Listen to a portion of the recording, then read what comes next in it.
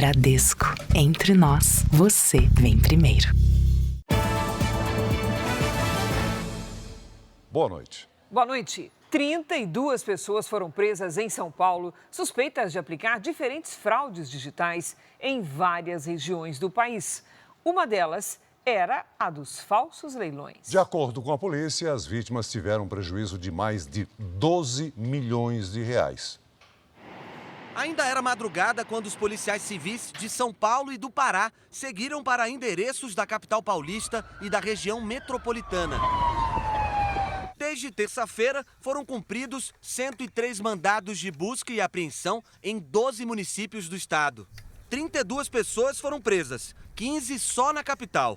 Elas fazem parte de uma quadrilha que clonava sites reais de empresas famosas do ramo de leilão de veículos. O grupo simulava a venda de carros e motos pela internet com preços abaixo do mercado. Os lances eram supostamente aceitos, mas as pessoas nunca recebiam os veículos.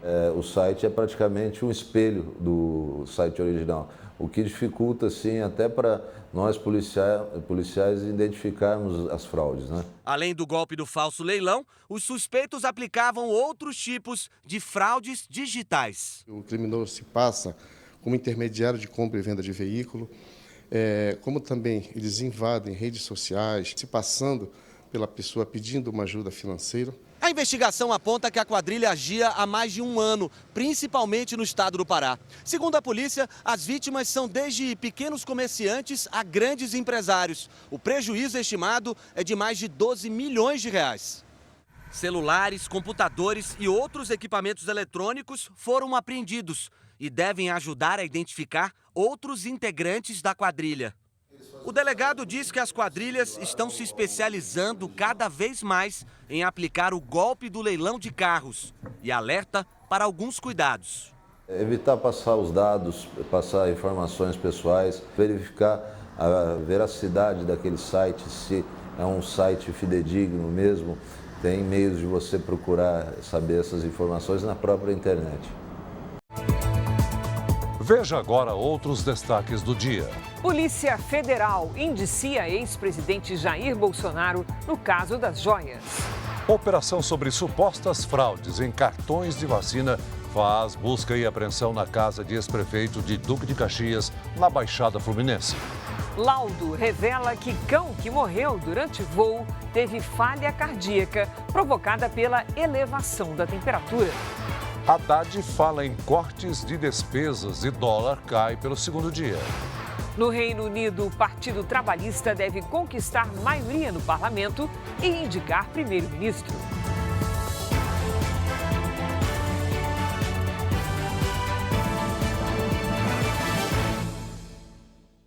Oferecimento. Agora, a Casa de Investimentos do Bradesco.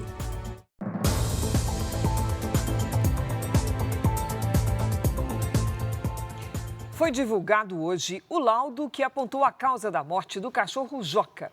Por uma falha da companhia aérea, o animal foi enviado para um destino errado. Segundo o documento, o cão teve o chamado choque cardiogênico, quando o coração não tem força suficiente para bombear o sangue ao corpo.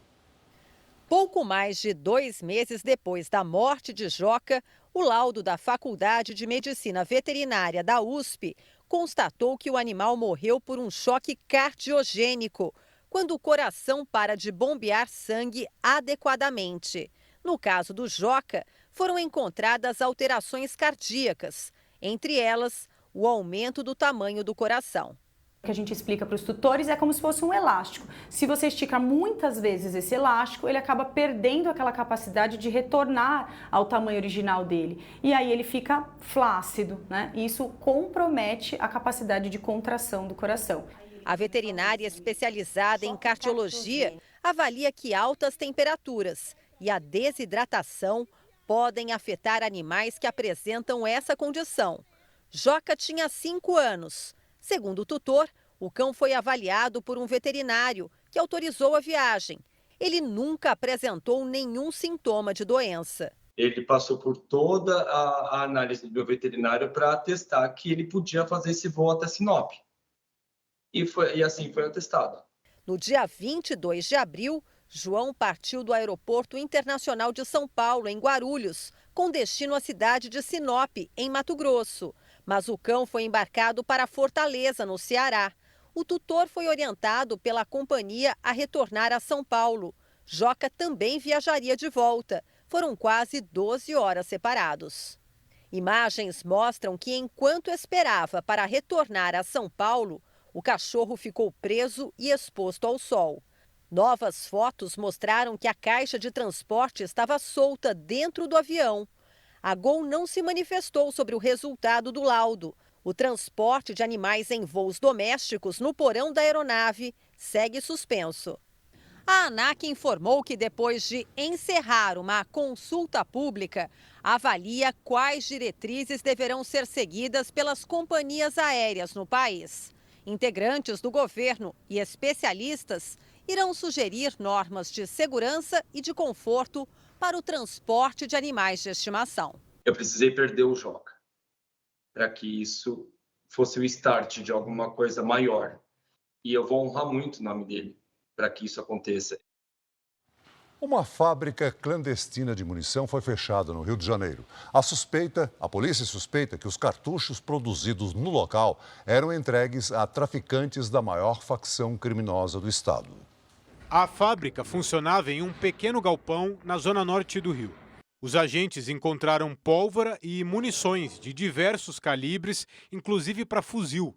Equipamentos usados na limpeza dos cartuchos e na produção de novos projéteis também foram apreendidos. O maquinário é suficiente tanto para a produção quanto para carregar a munição já utilizada anteriormente. De acordo com as investigações, as munições abasteciam os traficantes do Comando Vermelho, a maior facção criminosa aqui do Rio de Janeiro.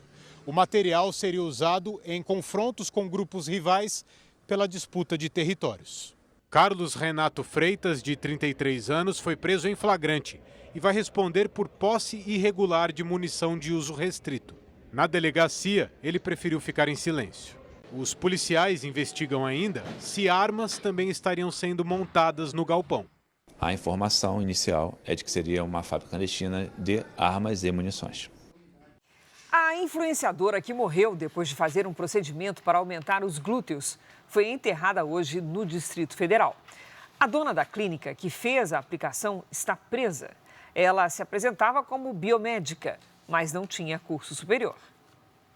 Aline Maria Ferreira, de 33 anos, era modelo e influenciadora digital. No dia 23 de junho, passou por um procedimento estético para fazer um preenchimento nessa clínica em Goiânia. Segundo a polícia, tudo indica que a substância aplicada foi o polimetilmetacrilato, mais conhecida como PMMA. Aline foi liberada da clínica, mas passou mal no dia seguinte e procurou um hospital no Distrito Federal. Após 9 dias internada, teve uma infecção generalizada e não resistiu. A suspeita de fazer a aplicação é Graziele Silva Barbosa. Segundo as investigações, ela abriu a clínica há 1 ano e se apresentava como biomédica, mas, de acordo com a polícia, não tem nenhum curso de nível superior. Ela não possui qualquer registro no Conselho Profissional de Biomedicina, tampouco graduação em biomedicina. Ela falou que realizou vários cursos livres na área da estética. A suspeita foi presa por crimes contra a relação de consumo por ter aplicado a substância na influenciadora. A delegada do caso disse que vai abrir um novo inquérito para investigar o crime de lesão corporal seguida de morte. A Polícia Científica de Brasília vai divulgar um laudo detalhando o que aconteceu com a vítima. Aline era casada e deixa 2 filhos. O corpo da influenciadora digital foi velado e sepultado no Gama, no Distrito Federal. A defesa de Graziele Silva Barbosa, dona da clínica, não respondeu aos nossos contatos. Já o Conselho Federal de Medicina, em nota, disse que somente médicos têm autorização e preparo técnico para realizar procedimentos estéticos invasivos. Atravessar uma rua, mesmo na faixa de pedestre, não é tarefa fácil nas grandes cidades. Uma pesquisa revelou que, em metade dos locais pesquisados, o tempo médio para a travessia é de 10 segundos. Mas existem semáforos em que o intervalo é menor ainda. A faixa de pedestre deveria ser um lugar seguro, mas o tempo do sinal verde para a travessia, muitas vezes, é insuficiente. Medo de atropelamento, porque é muito perigoso, você não sabe quem é quem que está no volante, né? Às vezes não tem paciência de esperar e às vezes está fechando o farol, os carros já ultrapassam. Em muitos pontos da cidade de São Paulo, a travessia exige marcha acelerada. Um levantamento testou o tempo de travessia em 167 pontos. E, em média, o pedestre tem apenas 10 segundos para atravessar a rua. Os 80% dos atropelamentos de pedestres acontecem nesse momento de travessia. Em muitos semáforos na região central de São Paulo, o tempo de travessia pode ser ainda menor. Nossa equipe está aqui na Avenida 9 de Julho, uma das mais movimentadas de São Paulo. Eu vou começar a fazer a travessia, ó. Acabou de ficar verde o sinal para os pedestres. Eu estou atravessando numa velocidade média e olha só o que já aconteceu. Aqui na metade da faixa, o sinal já ficou vermelho piscante. Para tentar compensar essa matemática desigual, muita gente acaba atravessando com esse sinal, o que não é indicado pelas autoridades de trânsito por conta do risco de atropelamento. Essa especialista em mobilidade diz que é preciso dar mais atenção aos pedestres. Com essa metodologia de cálculo, acaba sendo colocado de forma privilegiada a circulação dos veículos motorizados e não de quem anda a pé. O estudo pretende estimular novas diretrizes no trânsito. Tem um objetivo principal, que é realmente sensibilizar a população. E, num segundo momento, também encaminhar essa pesquisa embasada para os órgãos responsáveis, para tomadores de decisão e, em conjunto, buscar soluções de melhorias na rede de mobilidade a pé. Eu acho que tem que rever isso aí, né? Tem que dar mais tolerância no farol para o pedestre atravessar. Com os estoques cheios, especialistas acreditam que seja um bom momento para o consumidor comprar um carro 0 quilômetro. A concorrência com marcas estrangeiras é outro cenário que pode beneficiar quem deseja trocar de veículo. Mesmo com um crescimento de 10% nas vendas em relação a 2023, o showroom desta concessionária está lotado. São 150 veículos disponíveis e a montadora está prestes a entregar outros 100. Então, vendendo ou não vendendo, a gente acaba recebendo essa mesma distribuição que a gente faz o acordo mensal. Dados divulgados pela Associação dos Fabricantes mostram que no acumulado do ano foram vendidos mais de 1.100.000 veículos, um aumento de 14,4% em relação ao mesmo período do ano passado. Mas a previsão para as exportações deste ano é de queda de 20,8%. Este especialista explica que as montadoras brasileiras perderam espaço para as chinesas. Basicamente porque estão trazendo veículos com muito mais tecnologia embarcada em relação àquilo que estava sendo produzido no Brasil e com preços extremamente competitivos. A Anfávia defende a diminuição dos impostos para os carros nacionais. Porque onerar significa afastar o consumo. E o que nós queremos é intensificar o consumo em benefício da indústria e dos trabalhadores. Com tanto veículo no estoque das concessionárias, pode ser um bom momento para o consumidor comprar um carro zero. Nas lojas, ele deve conseguir bons descontos, uma taxa melhor de financiamento e uma cotação maior para se livrar do carro usado. Amanda se animou com a oportunidade e vai pôr pela primeira vez um carro na garagem. É uma realização de um sonho. Hoje eu vou dormir dentro dele. Israel vai retomar as negociações para tentar libertar os reféns sequestrados pelo grupo terrorista Hamas. Hoje o país enfrentou novos ataques de outro grupo terrorista, o Hezbollah. Mais de 200 foguetes e 20 drones foram lançados contra o território israelense. Um deles atingiu o teto de um shopping na cidade de Acre, a cerca de 30 quilômetros da fronteira com o Líbano. Outros provocaram incêndios em áreas florestais. Não houve vítimas. Foi o segundo dia de bombardeios em resposta à morte de um alto comandante do Hezbollah num ataque aéreo. O funeral reuniu milhares de pessoas em Beirute, capital do Líbano. Um representante do grupo Hezbollah afirmou que haverá outros ataques. Israel respondeu e atingiu estruturas militares no sul do Líbano. A imprensa do país relatou uma morte. Nesta quinta-feira, o governo de Israel se dispôs a avaliar uma nova oferta de cessar-fogo do Hamas. O primeiro-ministro Benjamin Netanyahu e o presidente norte-americano Joe Biden conversaram hoje por telefone sobre a proposta. Israel se comprometeu a enviar uma delegação para negociar a libertação dos reféns com o Hamas, mas deixou claro: Israel só vai encerrar a guerra em Gaza depois que o país atingir todos os objetivos, que incluem a eliminação total do grupo terrorista. Veja a seguir: mercado financeiro reage bem a anúncio do governo e dólar volta a fechar em queda. Presidente Lula entrega ambulâncias, inaugura obras e anuncia investimento bilionário em ciência no interior de São Paulo. Polícia de São Paulo prende quadrilha que presenteava a vítima antes de capturar a biometria facial da pessoa para aplicar golpes.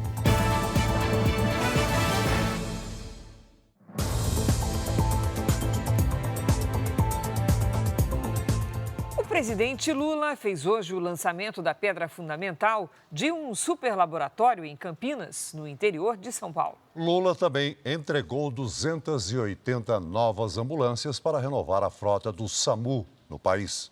Acompanhado pelo vice-presidente Geraldo Alckmin, pela ministra da Saúde, Nízia Trindade, e mais uma vez, sem contar com a presença do governador de São Paulo, Tarcísio de Freitas, o presidente Lula participou em Salto, interior paulista, da entrega de 280 ambulâncias do SAMU a 248 municípios de todo o país. A renovação da frota custou 89 milhões de reais e será ampliada.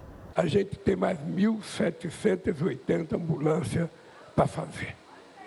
E depois dessa já vai ter outras que vai ser envelhecida, a gente vai ter que renovar a frota. Renovar a frota para nós é uma obrigação ética, é uma obrigação moral. Da mesma forma que o prefeito tem que cuidar da sua ambulância, como ele cuida da sua roupa. Não pode deixar a ambulância ter problema, não pode deixar a ambulância ficar sem manutenção. Em Campinas, também no interior de São Paulo, o presidente fez o lançamento da pedra fundamental do Orion, um complexo de laboratórios de biossegurança que vai permitir a realização de estudos sobre doenças graves e com alto grau de transmissão. Até 2026, o projeto terá investimento de R$1 bilhão e será o único no mundo a se conectar com um acelerador de partículas, o Sirius. É uma coisa extraordinária que coloca o Brasil na vanguarda para descobrir tantas coisas importantes. O último compromisso do presidente Lula no interior de São Paulo foi para a entrega de trechos do BRT Campinas, um sistema mais rápido para transporte de passageiros, além de obras viárias. O governo federal também anunciou investimentos para o combate a enchentes na região central de Campinas. Lula permanece em São Paulo, onde tem outras agendas nessa sexta-feira. O mercado financeiro reagiu bem ao anúncio do governo de cortar quase 26 bilhões de reais do orçamento deste ano. Depois de quase 2 semanas de forte alta, o dólar voltou a fechar em queda nesta quinta-feira. A queda no preço do dólar começou ontem, depois do presidente Lula baixar o tom e afirmar que a responsabilidade fiscal é um compromisso do governo, e do ministro da Fazenda, Fernando Haddad, vir a público para anunciar um corte de quase 26 bilhões de reais no orçamento deste ano. Hoje, a moeda americana terminou cotada em R$ 5,48. O mercado financeiro recebeu positivamente as sinalizações do governo, mas avalia que a tentativa de se manter o ajuste nas contas não terá efeitos a longo prazo. O entendimento é de que, se não forem feitos cortes objetivos em despesas como educação, saúde e previdência, não será possível cumprir as metas do arcabouço fiscal. O Ministério da Fazenda ainda aguarda informações da Receita Federal com os cortes que podem ser feitos para ajudar a manter a meta de déficit zero neste ano. A avaliação do Ministério é de que todos os lados recuaram: Mercado, Palácio do Planalto e Banco Central. Roberto Campos Neto, por exemplo, indicou Gabriel Galípolo para assumir a presidência do BC enquanto está de férias. Campos Neto poderia indicar qualquer diretor. mas preferiu indicar Galípolo, que tem a simpatia de Lula. Lula também fez sua parte. Ele ouviu o conselho de Haddad para deixar a cargo do vice-presidente Geraldo Alckmin o trabalho de comunicação em relação à taxa de juros e outros assuntos ligados à economia. O câmbio é flutuante, então ele sobe, ele desce. Mas eu disse lá atrás que essas oscilações eram transitórias, passageiras, que ia ficar claro que o governo tinha compromisso com o arcabouço fiscal, compromisso com o déficit zero e o câmbio voltará ao seu patamar adequado. Veja ainda hoje os impactos das chuvas no Rio Grande do Sul. Na região do Vale do Taquari, mais de 90% das empresas foram afetadas. Britânicos vão às urnas e em poucas horas o Reino Unido deve anunciar novo governo. Responsável pelo Facebook, Instagram e WhatsApp tem pouco mais de 2 semanas para justificar o uso de dados pessoais e postagens de usuários na inteligência artificial.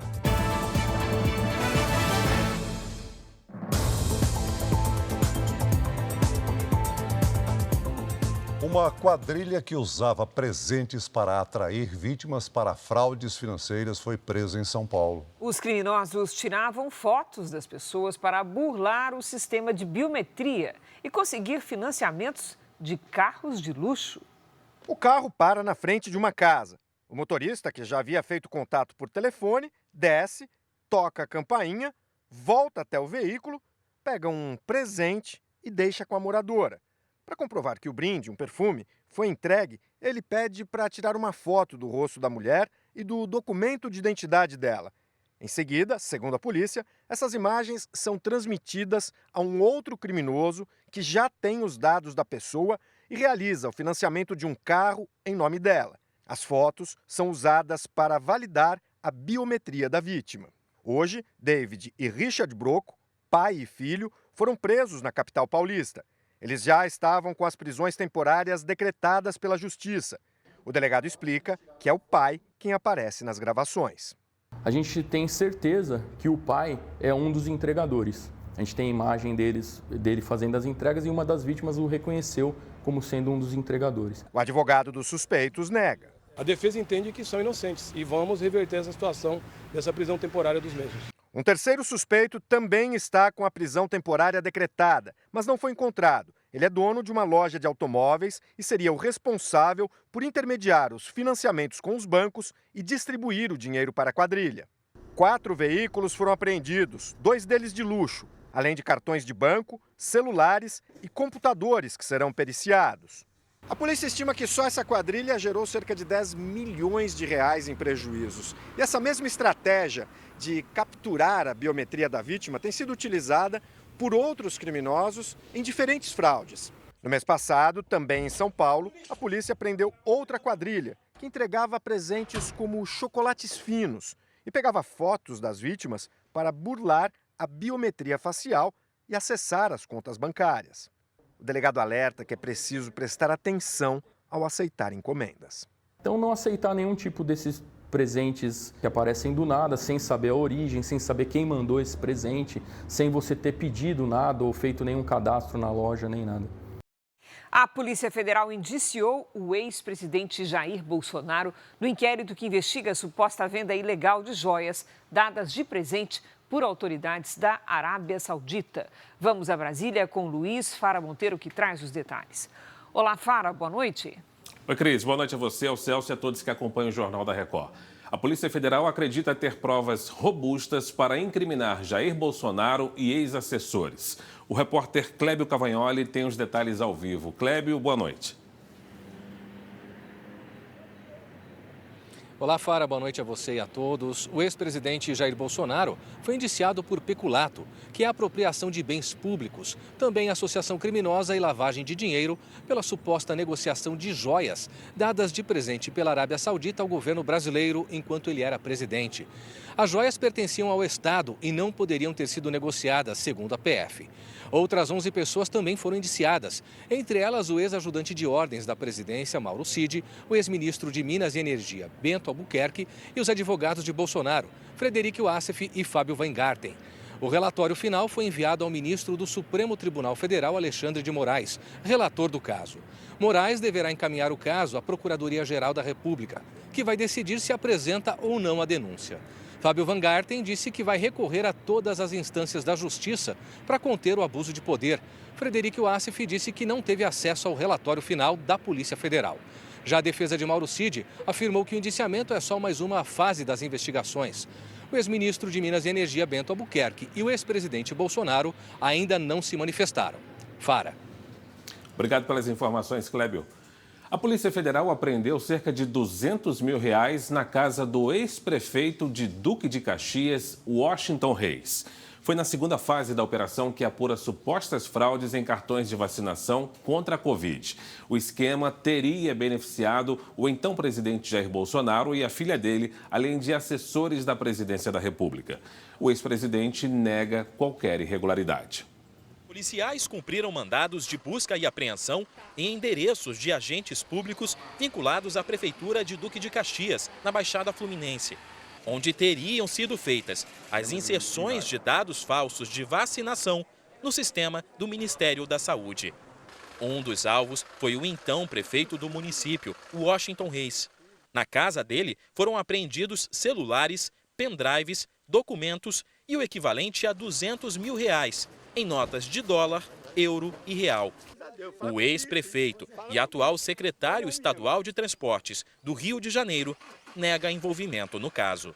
Revirar a cara de pé, cabeça para baixo, papel, vai pegando tudo, mas de vacina zero.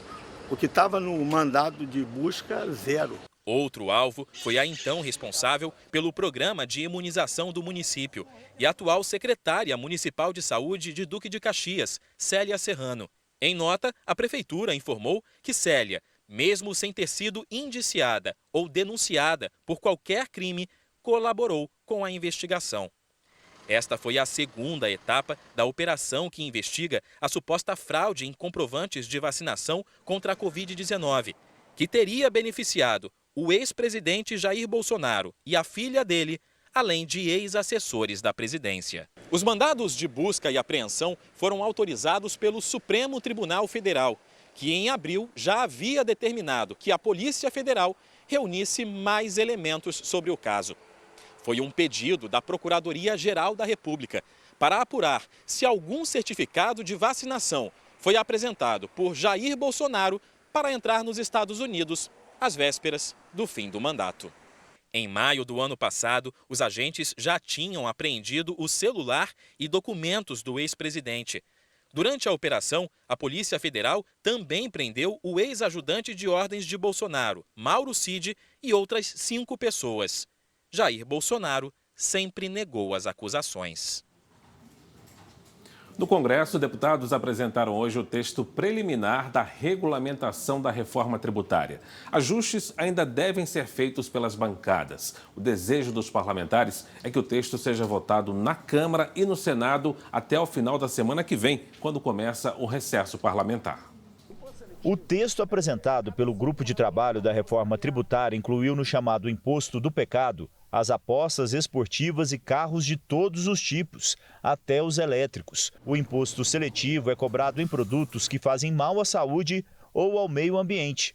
Armas e munições que poderiam ser incluídas seguem fora da lista. A proposta prevê imposto zero para absorventes femininos e 383 medicamentos. Na nova proposta, os deputados criaram a figura do nanoempreendedor para pessoas que faturam até R$ 40.500, ou seja, metade do limite para ser considerado um microempreendedor individual, o MEI.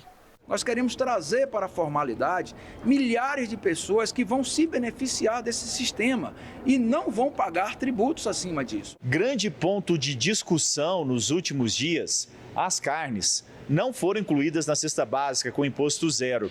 A proteína animal continua com desconto de 60% da alíquota geral e, por enquanto, tem tributo de 10,6%.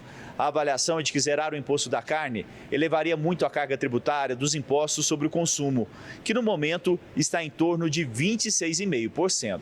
Nós já tínhamos uma cesta básica que funcionava e que já era praxe no país sem a proteína. O ingresso na proteína da cesta básica, ela iria aumentar a alíquota em algo em torno de 0,6. Então não houve convergência do grupo. Uma das alternativas estudadas para a questão é incluir a proteína animal no mecanismo de cashback às famílias mais pobres, que estão inscritas no cadastro único do governo. O cashback é a devolução de parte do imposto pago na compra de um produto. A proposta não é definitiva. As bancadas partidárias ainda podem propor mudanças nas votações tanto na Câmara como no Senado. A intenção do Congresso é de que a regulamentação da reforma tributária seja votada antes do recesso parlamentar, que começa no dia 18 deste mês. Considerando o tempo de transição, a reforma só estará totalmente implementada em 2033. Para acompanhar mais notícias de Brasília, é só você acessar o r7.com. Nós voltamos ao estúdio em São Paulo com Cris e Celso. Obrigada, Fara. O prefeito de Belo Horizonte anunciou hoje que está em tratamento contra um câncer. Fuad Noman, de 77 anos, foi diagnosticado com linfoma não Hodgkin, um tipo de câncer que acomete o sistema linfático. Fuad disse que já passou por cirurgia e que agora faz terapias para combater a doença. Mesmo assim, o prefeito afirmou que vai manter a candidatura à reeleição. Um destaque internacional: milhões de eleitores do Reino Unido foram às urnas para escolher o novo governo. O resultado oficial deve sair durante a madrugada. Mas se as pesquisas se confirmarem, o Partido Conservador deve deixar o poder depois de 14 anos para dar lugar ao Partido Trabalhista. As 40 mil sessões eleitorais espalhadas pelo Reino Unido abriram às 7 horas da manhã e só fecharam às 10 horas da noite. Os britânicos tiveram ainda a opção de votar antecipadamente pelos correios. O primeiro-ministro Rishi Sunak, que concorre à reeleição pelo Partido Conservador, votou logo cedo no norte da Inglaterra. Favorito nas pesquisas, o líder trabalhista Keir Starmer votou em Londres. O candidato de 61 anos se filiou ao partido em 2015 e desde então faz oposição ao governo. O resultado oficial deve sair apenas na madrugada desta sexta-feira, mas as pesquisas de boca de urna indicam uma vitória dos trabalhistas por quase 280 cadeiras de vantagem em relação aos conservadores, que estão no poder há 14 anos.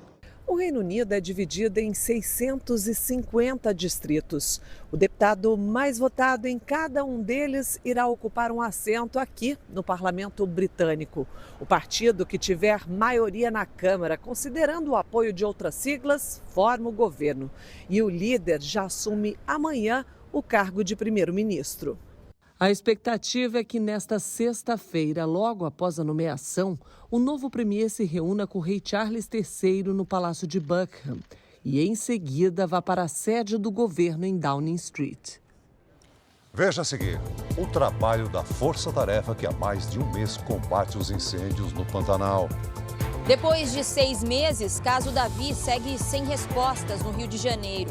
A família contesta a versão da polícia de que a criança teria se afogado.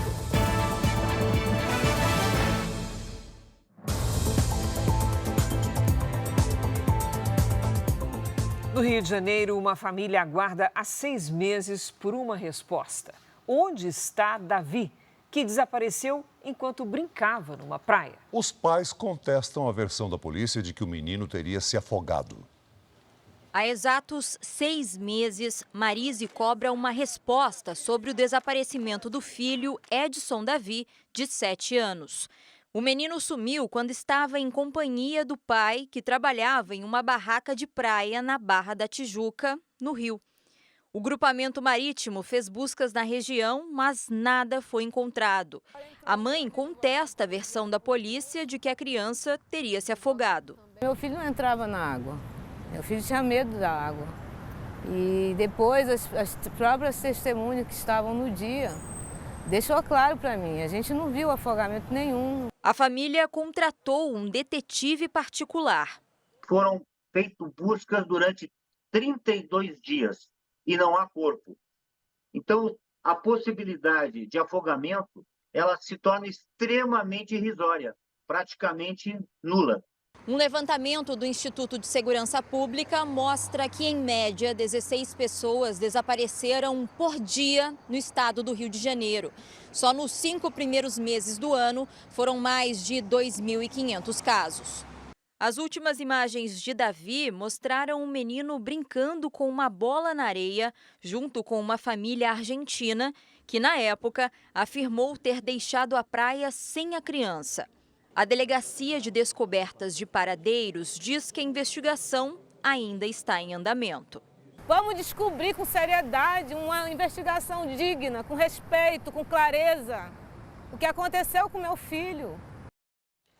Uma perseguição terminou com a morte de pai e filha no interior de São Paulo. Eles foram atropelados por um motorista que fugia da polícia. Câmeras de segurança registraram o momento do acidente. O homem e a filha estavam parados numa moto quando foram atingidos por um carro em fuga. Um outro veículo também foi arrastado. O motorista do carro em fuga tentou escapar pela janela, mas foi rendido. Ele tem 19 anos, responde por crimes e dirigia sem habilitação. Uma outra pessoa também foi vítima no acidente. Ela foi socorrida e segue internada. O carro roubado estava com placas adulteradas. Na região metropolitana de Belo Horizonte, um caminhão ficou pendurado no muro de uma creche após ser atingido por outro veículo. O susto foi grande, mas ninguém ficou ferido. O veículo estava parado quando foi atingido por outro caminhão. Com o impacto, o ajudante foi arremessado. Apesar do susto, ele não se feriu. Eu só lembro que eu estava rolando no chão e nervoso, que eu vi o caminhão pendurado. O caminhão ficou pendurado no muro de uma creche particular que funciona numa das avenidas mais movimentadas de Santa Luzia, na Grande Belo Horizonte. Havia 3 pessoas na creche, entre elas uma criança de 2 anos. Ninguém se machucou, mas uma funcionária grávida de 7 meses precisou de atendimento por causa do susto. Teve resquício de poeira, de terra, e caiu dentro da sala. E caiu na cabeça da criancinha, que ela ficou bem assustada. O motorista do caminhão, que provocou o acidente, disse que perdeu o controle da direção por causa de um estreitamento na pista. A Defesa Civil foi acionada, esteve no imóvel para fazer uma vistoria, mas não foi constatado dano na estrutura. Por isso, a creche segue em funcionamento. As chuvas no Rio Grande do Sul prejudicaram mais de 20 mil estabelecimentos comerciais e 330 mil trabalhadores. Em algumas cidades na região do Vale do Taquari, 9 entre 10 empresas foram afetadas. O setor do comércio é um dos que enfrentam mais dificuldades para voltar à normalidade. Esse vídeo foi gravado por uma comerciante que tentava salvar o que a enchente destruiu. Ela teve prejuízo de R$200 mil. A gente realocou, porque a gente criou novas... Na verdade, a gente criou um novo setor daí dentro da loja, né? A gente criou um setor de vendas online, toda uma linha de atendimento via celular. Mas nem todo mundo conseguiu fazer isso. O Instituto de Pesquisa Econômica Aplicada analisou como a inundação afetou o emprego no Rio Grande do Sul. Só aqui na capital gaúcha, 27% dos estabelecimentos comerciais sofreram prejuízos com as enchentes. Segundo o estudo, mais de 1/3 dos postos de trabalho em Porto Alegre foi destruído. As cidades do Vale do Taquari chegaram a ter entre 84% e 92% dos estabelecimentos privados prejudicados. As chuvas afetaram mais de 23 mil empresas e 334 mil postos de trabalho. Para a Federação Comercial do Estado, o futuro é incerto. A grande dúvida é o que vai acontecer com o processo de admissões, né? O que a gente teve no mês de maio foi um estancar das admissões muito significativo. Nos próximos meses, é muito provável que aquelas empresas que não conseguiram se recuperar a pleno ou que continuem fechadas, passem a demitir. A outra prioridade no Rio Grande do Sul é a moradia.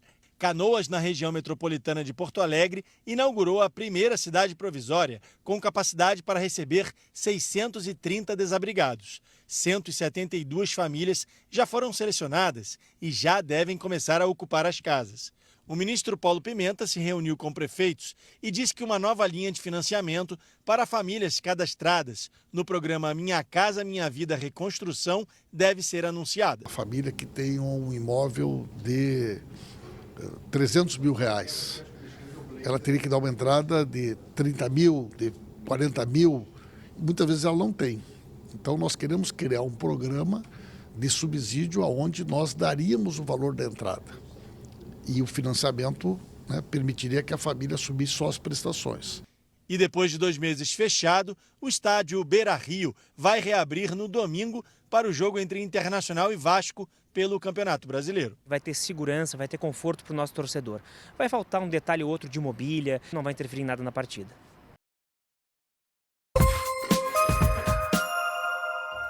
O Inmetro e a Casa da Moeda assinaram um acordo para o lançamento de uma plataforma digital. O Inmetro na palma da mão é uma ferramenta que deve ajudar no combate a fraudes, como checar a autenticidade dos selos estampados nos produtos. O chamado Enem dos concursos já tem nova data, 18 de agosto. O calendário foi anunciado pelo Ministério da Gestão e Inovação. Serão oferecidas mais de 6.600 vagas na administração pública. Os aprovados devem começar a ser convocados a partir de janeiro do ano que vem. Um incêndio de grandes proporções atingiu uma área de vegetação numa região alta de Porto Alegre. Bombeiros e voluntários só conseguiram controlar o fogo depois de 10 horas. Ninguém ficou ferido e as causas do incêndio ainda são investigadas. Os bombeiros lutam há mais de um mês para combater incêndios que se alastram em várias regiões do Pantanal. Bombeiros, militares da Força Nacional e brigadistas do Preve Fogo Ibama tentam combater os focos de incêndio. A força-tarefa também conta com 11 aeronaves, entre aviões e helicópteros. Há 6 anos, o volume das inundações habituais vem diminuindo. Hoje, a ministra do Meio Ambiente, Marina Silva, disse durante o JR Entrevista que as queimadas são uma combinação de mudança climática e ação humana. Nós temos uma situação em que as pessoas desmatam, depois ateiam fogo no que foi desmatado e aí gera um processo de propagação inicial de fogo que vai se alastrando. Hora da previsão do tempo. A Lidiane Sayuri já está por aqui com a gente. Oi, Lid, boa noite. Para amanhã temos possibilidade de chuva nos extremos do país, é isso? É isso mesmo, Cris. Boa noite para você, boa noite, Celso, boa noite a todos que nos acompanham. Uma circulação de ventos no sentido anti-horário sobre a região central do Brasil impede o avanço de frentes frias. Sem frentes frias, sem chuva sobre as regiões sudeste e centro-oeste. As instabilidades ficam concentradas na região sul do país. Neste momento, vemos poucas nuvens de chuva sobre o continente. Amanhã, a frente fria provoca chuva sobre grande parte do Rio Grande do Sul. No litoral do Nordeste e na região norte, são os ventos úmidos e o calor que formam as nuvens de temporal. Tem alerta de chuva forte e ventanias em Porto Alegre e em Boa Vista. Em Macapá, a quantidade de água pode causar alagamentos. Sexta-feira ensolarada e com alerta para baixa umidade do ar em toda a área clara aqui do mapa. À tarde, em Porto Alegre, faz até 11 graus. Em São Paulo e em Salvador, máxima de 26. Em Brasília, 27 e até 32 em Rio Branco. Momento de interatividade por aqui, hora do Tempo Delivery. O primeiro participante é o Heitor. Ele quer saber a previsão para a cidade de Virginópolis, Minas Gerais. Oi, Heitor, boa noite. Os próximos dias serão típicos de inverno. Manhãs mais geladas e tardes mais quentes. O destaque é a grande amplitude térmica, diferença entre as temperaturas mínima e máxima. Logo cedo fazem entre 13 e 14 graus. Depois, os termômetros marcam entre 27 e 28. Agora chegou a vez da Maria de Lourdes. Ela é de Itapuranga, Goiás. Bem-vinda, Maria! Sexta-feira ensolarada e seca, faz até 31 graus. No fim de semana, um sol para cada um. As temperaturas ficam em torno dos 32 à tarde.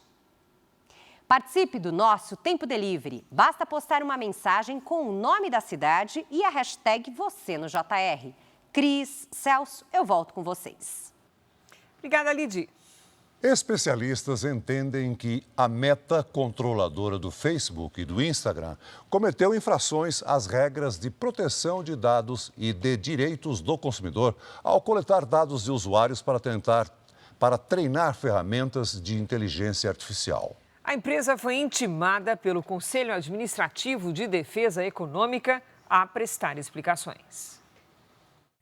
A investigação começou a partir de uma representação do Instituto de Defesa de Consumidores, IDEC, que alega a prática de abuso de poder por parte da Meta, responsável pelo Instagram e Facebook. Está afetando o direito de proteção de dados, direito dos consumidores, a partir de um abuso de poder econômico dessa plataforma. Só que isso ocorreu sem a devida informação, com dificuldade das pessoas exercerem a oposição a esse tratamento, o que é seu direito. O entendimento é que com a nova política, a Meta vai coletar dados publicados sem fazer qualquer pagamento aos usuários e alimentar ferramentas de inteligência artificial, que vão gerar lucros milionários à empresa. A sua atitude no dia a dia, reclamando do tempo ou falando que gostoso é entrar de férias ou qualquer coisa assim, então você acaba entregando de graça digamos, o seu estado mais natural e a empresa é capaz de fazer muito dinheiro com isso. A outra crítica é sobre a dificuldade que os usuários encontram para se opor à coleta de informações. Se as pessoas quisessem optar por estar fora disso, há uma possibilidade, mas o caminho não é trivial, é bastante complicado e isso também não foi divulgado claramente. O Conselho Administrativo de Defesa Econômica, o CAD, deu um prazo de pouco mais de 2 semanas para que a Meta se explique. Se a empresa não se posicionar, pode ser punida com multa diária de R$ 5.000, que pode ser aumentada em até 20 vezes. A Meta também foi alvo de outras ações. A Secretaria Nacional do Consumidor, vinculada ao Ministério da Justiça, notificou a empresa para que forneça justificativas sobre a recente mudança na política de privacidade. A Autoridade Nacional de Proteção de Dados determinou ainda que a Meta pare de usar dados dos brasileiros para treinar inteligência artificial, com pena de multa diária de R$ 50.000 em caso de descumprimento. A gigante de tecnologia se negou a comentar o assunto. O Facebook e o Instagram são plataformas que as pessoas dependem não só para se comunicar, mas também para trabalhar. E essa alteração unilateral da empresa afeta toda a população que utiliza essas plataformas. O Jornal da Record de hoje termina aqui. Essa edição na íntegra e também a nossa versão em podcast estão no Play Plus e em todas as nossas plataformas digitais. Fique agora com a série A Rainha da Pérsia. E logo depois de Gênesis, tem eliminação na mansão de A Grande Conquista. Entre no r7.com e vote em quem você quer que fique. É imperdível. Ótima noite para você. Boa noite.